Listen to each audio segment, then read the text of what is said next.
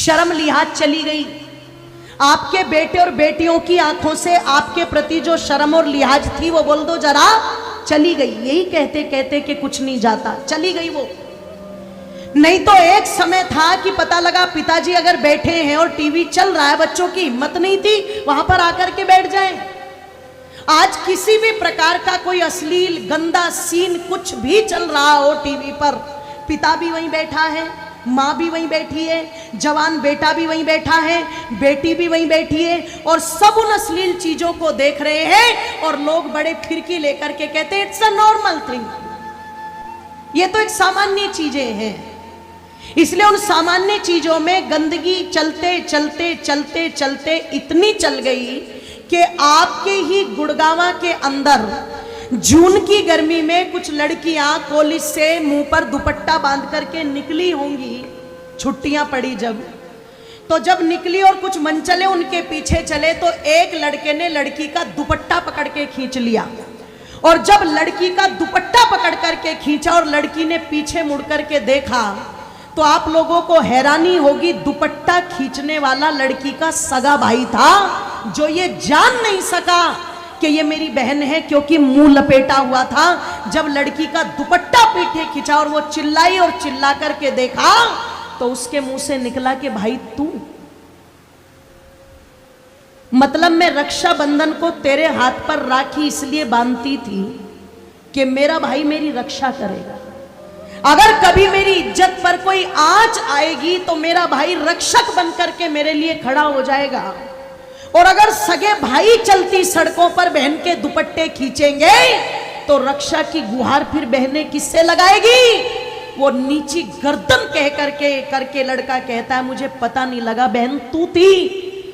तुरंत कान पर खींच करके तमाचा मार करके बोली चाहे मैं थी या कोई और थी, पर चलती सड़क पर नालायक कहीं के दुपट्टा खींच रहा है, किसी बहन का तो दुपट्टा खींच रहा है।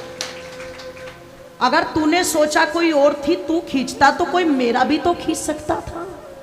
अगर तू आज किसी पर कुदृष्टि डाल रहा है तो कल को कोई मुझ पर भी तो कुदृष्टि डाल सकता है।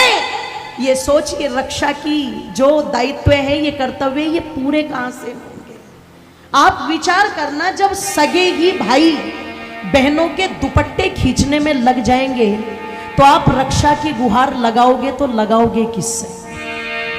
क्योंकि मैं तो उस देश में पैदा हुई हूं जिस देश में पता लगा लड़कियां बहन बेटियां जब बड़ी होती थी गांव के अंदर तो जिस भी गली से निकल गई चाचा जी नमस्ते, ताऊ जी नमस्ते, काका जी नमस्ते, बेटी तू किसकी है, दादाजी का क्या नाम है, पिताजी का क्या नाम है, ये पूछते थे।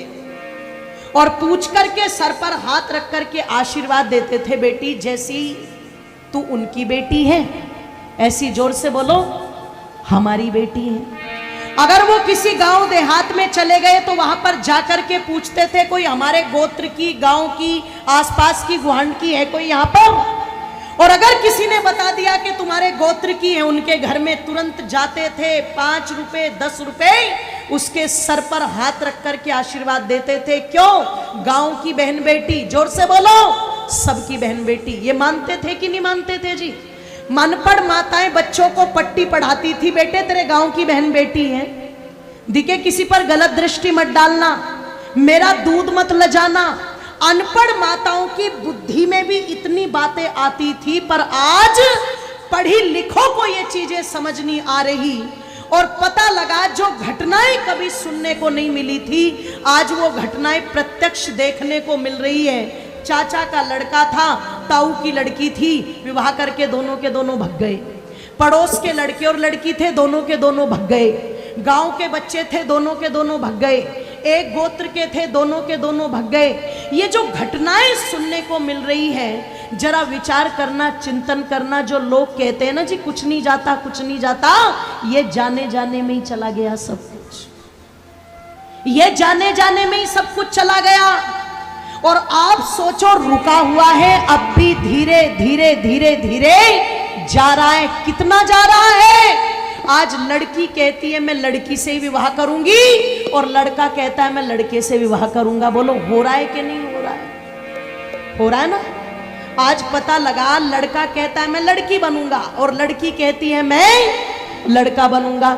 एक समय में ये बात कही जाती थी तब जब कोई लड़की ये देखती थी मेरे पिता का कोई बेटा नहीं है, तो लड़की अपने बाप से कहती थी पिताजी चिंता मत करो, मैं बेटा बनकर के रहूंगी, इतनी मजबूत बनकर के रहूंगी, मैं तुम्हारी ताकत बनने का काम करूंगी।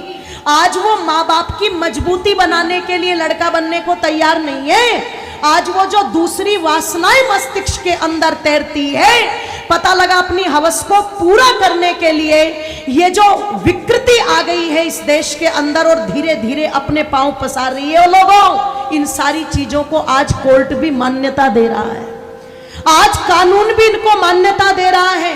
और आप सोच करके देखो, जब ऐसी अनर्गल चीजों को कानून मान्यता देगा तो फिर संस्कृति की रक्षा होगी तो होगी कैसे? फिर ये संस्कार बचेंगे तो बचेंगे कैसे?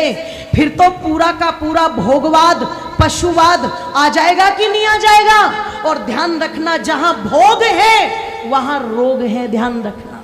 इसलिए मेरा जो देश है वो भोग का देश नहीं है, मेरा जो देश है वो रोग का देश नहीं है। अरे मेरा तो देश योग का देश था, यहां तो योग किया जाता था, यहां तो धर्म के साथ व्यक्ति योग करता था, संस्कारों के साथ व्यक्ति योग करता था।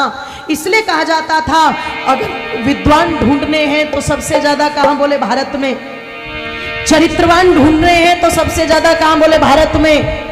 गुणवान ढूंढने हैं तो सबसे ज्यादा कहां बोले? भारत में। बुद्धिमान ढूंढने हैं तो सबसे ज्यादा कहां बोले? भारत में। और बलवान ढूंढने हैं तो सबसे ज्यादा कहां बोले?